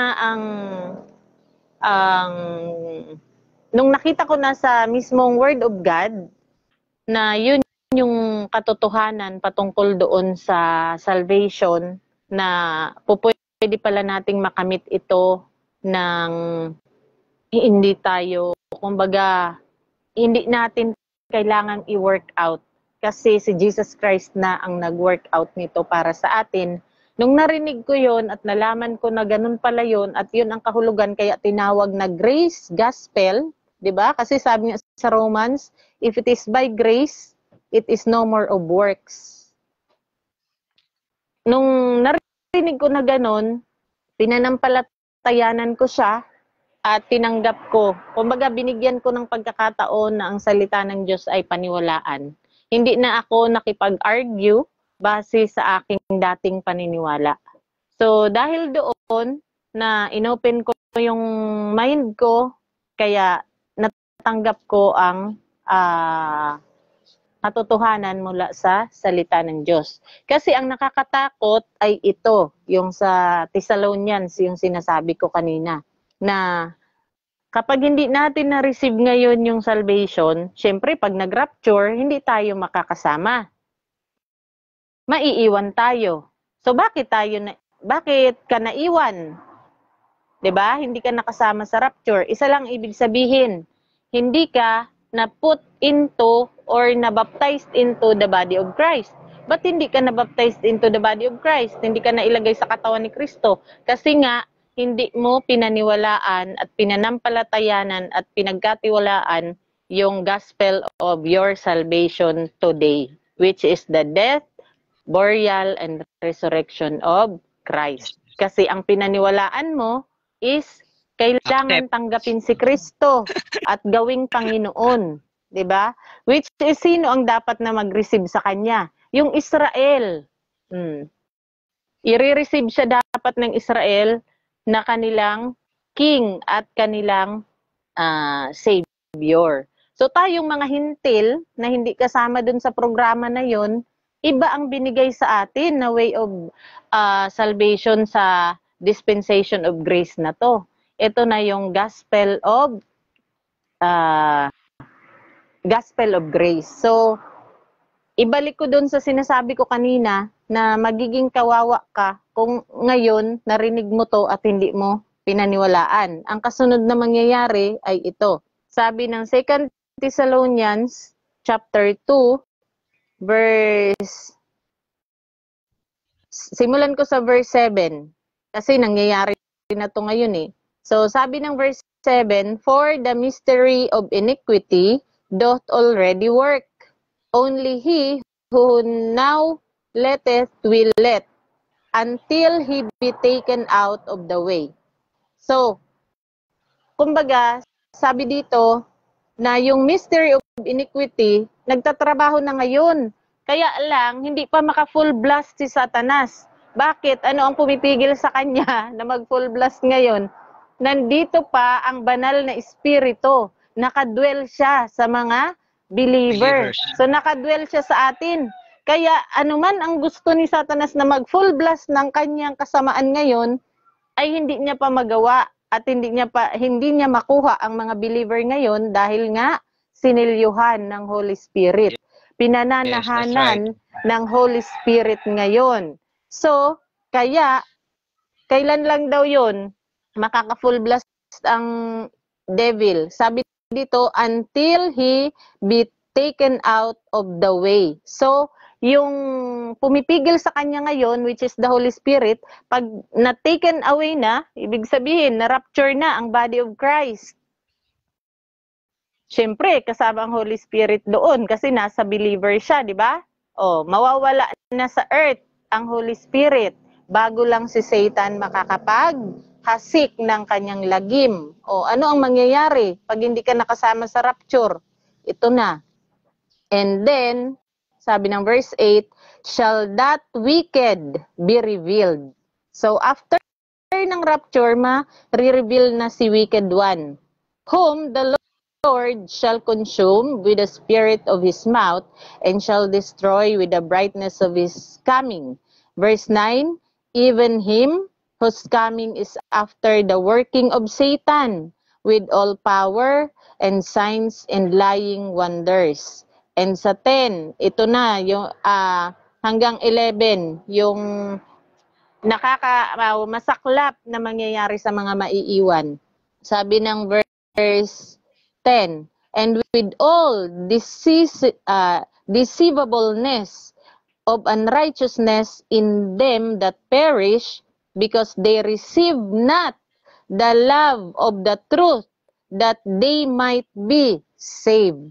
So, yung mga naiwan sa rapture, they are all na mga hindi nag-receive ng love of the truth. Na kung baga, ito sana ang magiging way para sila ay masave.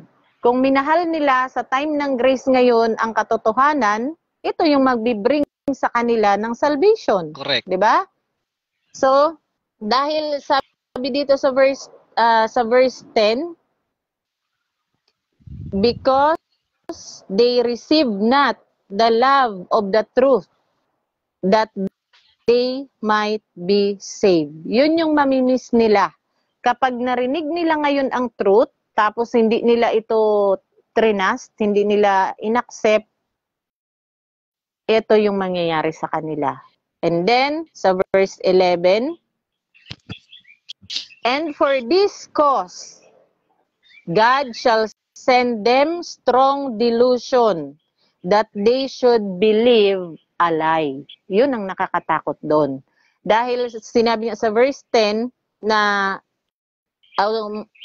verse 9 and 10 na ang kasunod na darating ay after the working of Satan with all power and signs and lying wonders. Kasinungalingan. And sa verse 10, and with all deceivableness of unrighteousness in them that perish. So yun yung nakaabang, 'di ba? Kaya kung hindi mo pinili ngayon, nakakatakot yun. Naalala ko pa nung bata pa ako, pag naririnig ko yung Great Tribulation, tapos hindi pa maliwanag sa tinuturo sa church namin noon kung pre ba, mid, post. Ay, iniisip ko na lang noon na sabi ko, ano pag hindi ako makasama? Ay, actually, bahala ka na lang, Lord. Nakakatawa yan, di ba? Kasi sa isang church, magkakaiba kasi yung understanding nila. Ng pre. Imagine yung confusion sa isang local church o sa isang grupo, di ba? Nasa isang grupo kayo, pero pagdating doon pa lang sa magkakaiba na kayo. Ang gulo nun. Napakaliwanag naman pala dito sa Thessalonians na hindi tayo appointed into wrath, but unto salvation. O, basahin ko rin yun, ha? Sige. So, sabi niya dito, 1 Thessalonians chapter 5, verses 9 at saka 10. O, ito ang napaka sarap imaginein kapag saved ka ngayon. Kasi, sabi dito, for God hath not appointed us to wrath, but to obtain salvation by our Lord Jesus Christ. 10, who died for us, that whether we wake or sleep, we should live together with Him. O, di ba? Kahit natutulog ka ngayon, o gising ka man, at maganap ang rapture, wala kang ipag-aalala. So ikaw ay Monday na, makakasama. ang isang taong ligtas, ang isang taong sealed with the Holy Spirit, you are no longer appointed unto wrath. Yun ang isang truth. Yes. Diba? Yes. So, hindi Yes. ka na ma-appoint unto wrath kasi silyado ka na May nga eh. peace of mind ka na. Oh. May peace of mind ka na hindi mo dadanasin ang great tribulation. 'Di ba?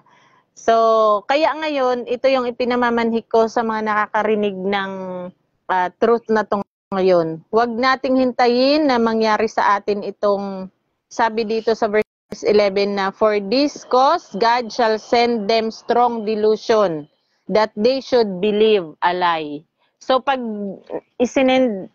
tinanggihan mo ang love of the truth, ang kasunod niyan, delusion na. So kalituhan na paano, yun. Kahit sa kasinungalingan, paniniwalaan mo yun. So sa time na yun, paano ka makasumpong ng katotohanan? Nagbilib ka na nga sa lie. Di ba? Pero may chance pa rin naman sila na ma-save sa time na yan kung nandoon yun sa mga sulat ni Jesus Christ nung nandito pa siya na tinuturo niya, and then dito nga sa mula Hebrews hanggang ano. So, Ma'am Dins, yung faith plus works na naman yun. Pero yung talakayan na yan ay another na pag-aaral. So ngayon, dadako tayo. Ibabalik ko ngayon kasi pahahaba tayo. Ibabalik naman natin kasi ang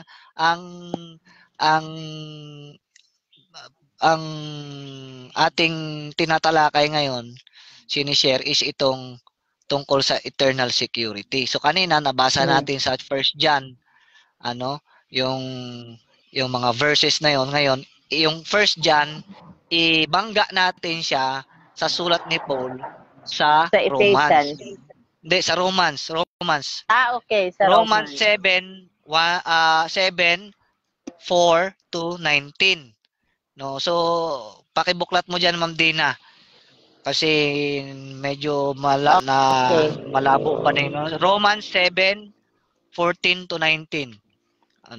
Okay, Romans 7, 14 to 19, sabi niya dito, for we know that the law is spiritual, but I am carnal, sold under sin.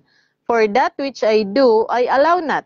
For what I would, that do I not. But what I hate, that do I. If then I do that which I would, wait lang. Ulitin ko. If then I do that which I would not, I consent unto the law that it is good. 17. Now then, it is no more I that do it, but sin that dwelleth in me. Hanggang 19. Okay, hanggang 19. So 18. For I know that in me, that is in my flesh, dwelleth no good thing. For to will is present with me, but how to perform that which is good, I find not. For 19, for the good that I would, I do not, but the evil which I would not, that I do. So, okay. Napakaklaro yun sa karanasan ni Paul. Diyan sa karanasan ni Paul, may dalawang word na nag-i-stand out dyan. Yung I at saka me. Napansin mo? Diba? I do. Yung me. I at saka me. Sino ba si I? Sino ba si me? Diba? So, ang pinupuntuhan natin dyan, si Paul, aminado siya, diba? Na yung me niya, ang gusto ay gawin yung nais ng laman. 'Di ba? So, ang nagkakasala diyan ay yung laman, hindi na yung I. Parang ang gulo, 'Di ba? Maliliwanagan lang 'yan kapag pinag-aralan natin yung tinatawag natin na spiritual circumcision. Yung Colossians 2:11. Yun nang nagbigay ng klaro sa akin pagdating sa bagay na yan Na after after mong ma-circumcise ni Jesus Christ, ay doon ka na nagkaroon ng inner man at ng outward man. Kaya sinabi ni Paul na, for in me, that is in my flesh. O, di ba?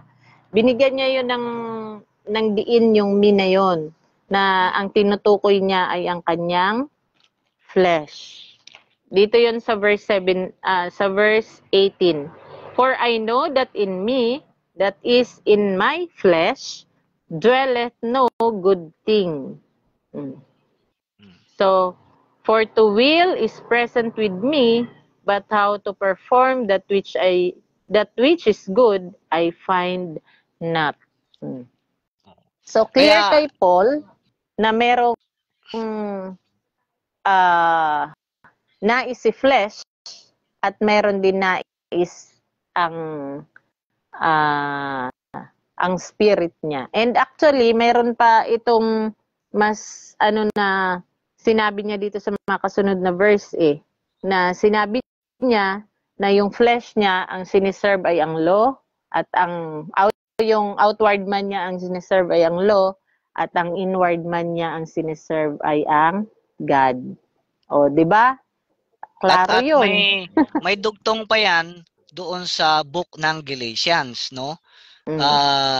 Tungkol sa walk in the spirit, not the lust of the flesh, no? So another na pag-aaral yan. Ngayon, idugtong natin dito, no? Idugtong natin sa Romans itong 2 Timothy 2:12 to 13. So pakibasa mo, Ma'am Dina, 2 Timothy 12 chapter 2 verse 12 to 13. So anong sinasabi dito? Wait lang. 2 Timothy chapter 2 2 verse Timothy chapter 2 12 to 13. Verse 12. 2 Timothy chapter 2 verse 12 to 13. Sabi niya, if we suffer, we shall also reign with him. If we deny him, he also will deny us. 13. If we believe not, yet he abideth faithful, he cannot deny himself. Okay. So anong point natin doon? Ito yung mga truths, mga katotohanan na kapag ibinangga mo doon sa John kanina na una nating tinalakay, talagang magkakaiba. Pero truth sila na hindi natin pwedeng i-deny. Contradict talaga. No. So para maintindihan mo, 'di ba? Ang mga bagay na ito, at least ngayon, nagkaroon ka lang, ikaw na nanonood ngayon is nagkaroon ka ng nagkaroon ka ng na-open yung mind mo sa mga bagay na ito, or kung matagal ka ng believer at nag-aaral at nandiyan napadaan ka lang dito sa podcast, I hope na naging beneficial ito, na nagkaroon ng na-remind ka tungkol sa mga katuruang ito. Ano? So, ngayon ay ang tanong kasi diyan, paano natin maunawaan ang mga bagay na ito? 'Di ba? Paano mo maunawaan? So, ngayon mag-iiwan ako sa inyo ng 3 fruits. Actually, na-post ko na 'to sa timeline ko. Na kailangan mong i-consider. Kasi in reality, sabi ko nga sa inyo kanina, pwede mong malaman lahat. You can know everything, lalo na ngayon dahil nasa information age na tayo, 'di ba? Ang information nasa fingertips na lang natin, 'di ba? Ganyan-ganyan ka na lang kay Google, ganyan-ganyan ka na lang kay AI, 'di ba? Kung knowledge lang ang gusto mo, pindot ka na lang ng pindot. Kasi ito naman 'di ba? Yun ang reality, or keyboard ka, pero usually ngayon marami na ganun, touchscreen na ngayon 'di ba? Nasa fingertips mo na lang ganun mo na lang. You can know everything, pero ang tanong, do you understand? Yun yung doon nagkakatalo. So ngayon, para maintindihan mo itong mga i-share namin ngayon sa iyo, or mas lumalim ka pa, 'di ba? Kasi ang ine-expect kong audience dito, Ma'am Dina, is hindi na yung mga marurunong. Diba? Mag-rightly divide. Diba? Pero kung nandito ko ngayon... Pero nanonood sila. Kung nanonood Hello kayo kay ngayon... Pastor Mark, Brother ganun. Jeter, at Brother Alex. Oo. So, ngayon, thank you dahil nandyan kayo ng mga kapwa ko Bible believers. I appreciate is maging kumbaga ito ay refresher na lang kung ito ay isang course man, 'di ba? Pero ito ang inaabot natin dito yung mga kaibigan natin na mga nasa stage ng seeking the truth, no? At gulong-gulo ang isip. Bakit? Talagang maguguluhan ka sa mundong ito ngayon dahil ang daming ino-offer ng mundong ito. 'Di ba? Ang daming ino-offer at iba-ibang paniniwala kahit dito sa Facebook, ang daming nagshi-share, no, ng kanya-kanyang sharing. Pero ito yung tatlong importante, actually nasa timeline ko na 'to. 3 truths na kailangan mong i-consider. Bakit ko sinishare ito? Kasi ito yung nakatulong sa akin at I believe maging sa aking asawa na na naging daan para mag-change kami ng mind namin, no? Kasi hindi para sa akin hindi naging madali yung transition, 'di ba? Imagine, sabi ko nga kanina, ulitin ko na naman, since birth, 'di ba? Since birth hanggang dumating ako sa edad na anong edad ko na noon nung 2012. Hindi niya alam. hindi ko na minimemorize yun eh. Siguro nasa line of 30 na ako noon, no? So ipagpalagay na lang natin nasa line of 30. Imagine ikwenta natin kahit ilagay na lang natin sa average 20 years na hinawakan mo yung belief system na nawawala ang kaligtasan, yung belief na yun. Imagine yung transition. Nakakapagod yun. Napagod ako noon. Okay, so ano yung naging ano yung nakatulong sa akin na truths? Una is yung paniwalaan mo na may isang Biblia, the pure, perfect, and preserved Word of God, King James Bible. Yes. Mag-surrender ka, kailangan mo ng final authority. Yes. Diba? Bakit napaka-importante? Kasi from the word itself, final authority. Submit to that authority. Yes. Diba? Hanggat hindi mo natututunan na mag-submit sa authority ng King James Bible, bakit siya tinawag na authority? Final authority. Yun, kung makikita nyo sa mga postings ko, lagi kong sinasabi, the King James Bible, the final authority of my faith, belief, and practice. Bakit? Kasi pag authority yan, submit ka dyan. Matik yan. Ihahumble mo yung sarili mo. Yes. Diba? Kung anong nakasulat dyan, that's it. Believe mo yan. Kahit kung minsan na hindi mo pa naunawaan, hindi naman kasi agad-agad mauunawaan mo yan lahat. Pwede mong malaman. Pwede mong masaulo yung scriptures, pero ang tanong, naunawaan mo ba? Diba? Magkaiba yun. So, unang-una, na truths na kailangan mo i-consider, yung final authority ng King James Bible. That's the first truth na kailangan mo i-consider. Kailangan mo mag-submit diyan. No, marami na akong pinost tungkol diyan kung bakit, 'di ba? So, kumbaga modern versions po, mga kapatid, ay nanggulo lang yan. Yan ang reality, no? Pinervert niya yung mga mahalagang doktrina, no? Inalis pa yung iba. Inalis yung mga mahalagang words, no? Na, tapos nung nag-revise sila, binalik. Okay. So kung gusto mo ng further na pag-aaral diyan, marami kang makikita sa YouTube o sa mga kasamahan na nagtuturo niyan. Actually, may teaching diyan, may itinuro diyan si Engineer Alex, no? Doon sa puntahan niyo lang yung account ni Pastor Mark Barney. merong isang Sunday morning saka Sunday school tinuro yan why the King James, no?